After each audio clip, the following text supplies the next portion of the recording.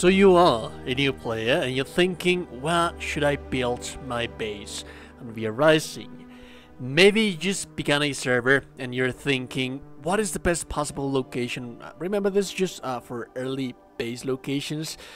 In VR Rising, ideally, as you progress, as you move forward, you are going to want to add extra bases to be closer to extra resources. Or maybe you're an experienced player and you want to have like access to the best possible place in the map, and well, if that's the case, then you probably don't need this guide. So this purely focused for beginner players that don't really have a well-established idea on what should be the best place that I should be looking for my first base.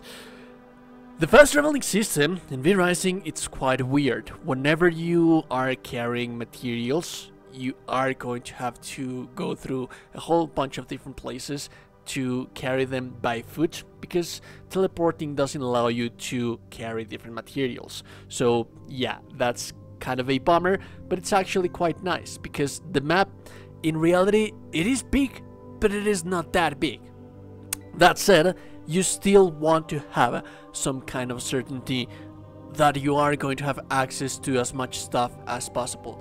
For this specific server, we're going to begin with the number 1, which is right here. We're going to consider a whole lot of different things, like how cool it is, does it look nice, how much access do I have to different places, different resources, and how long of my playthrough am I going to be allowed to stay here.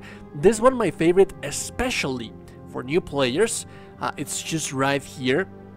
Remember that the bases locations are going to be highlighted by this thing, and you have essentially 2 right here. Now I have built a base right here, and this is not where I usually like to build my base. As a matter of fact, I like to build it right here because it has a little bit of a stream access, this little bit of a river right here.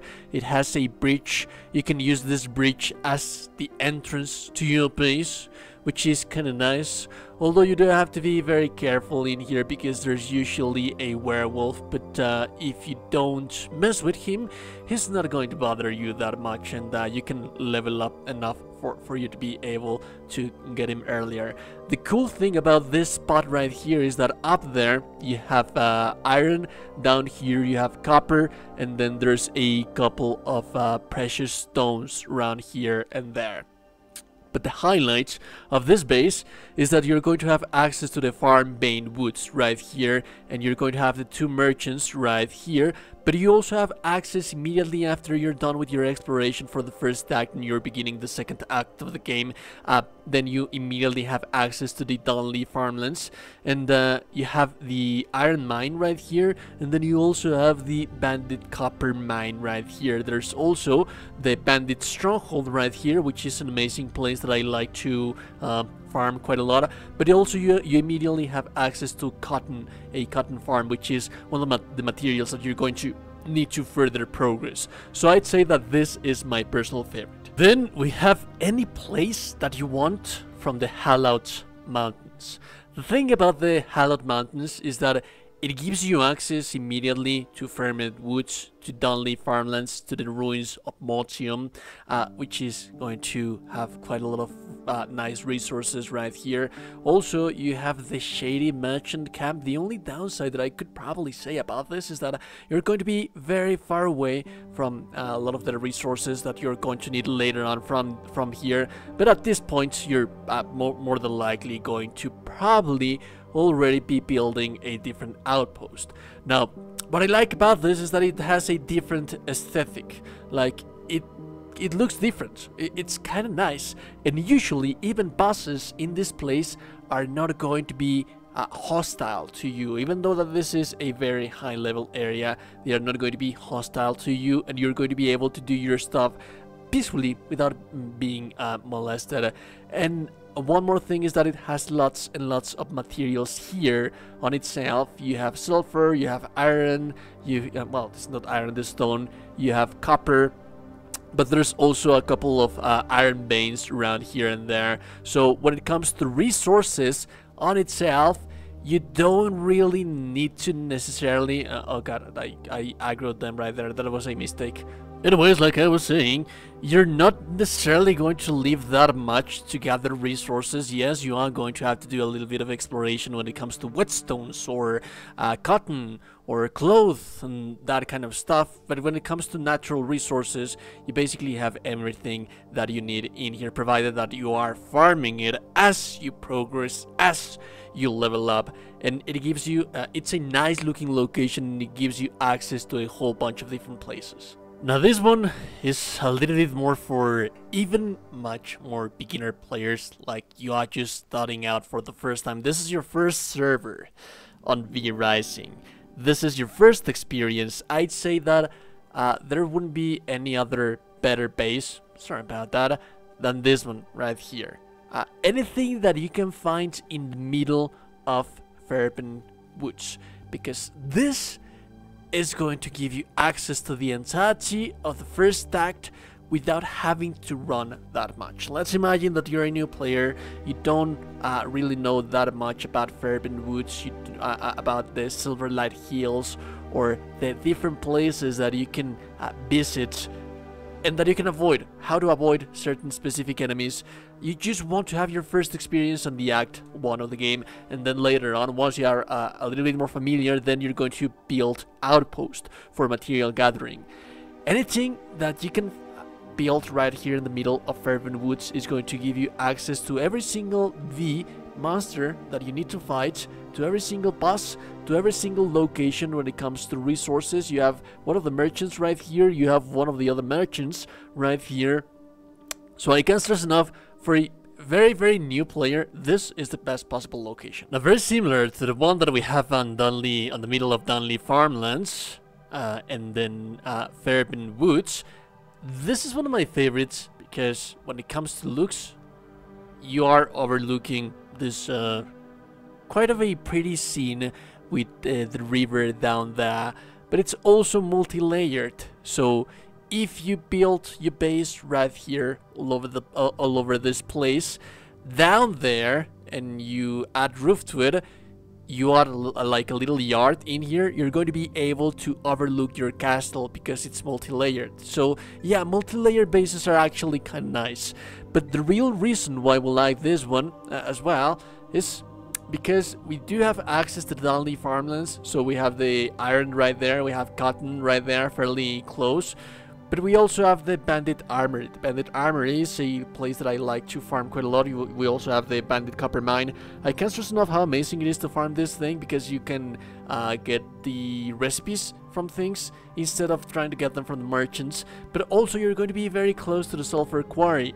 But one cool thing about this thing is that also, once you feel that you're properly prepared, you also have quick access to the Silverlight Hills, which is a late game area for a later stages acts, that you don't really need to move your base from here that much, that often.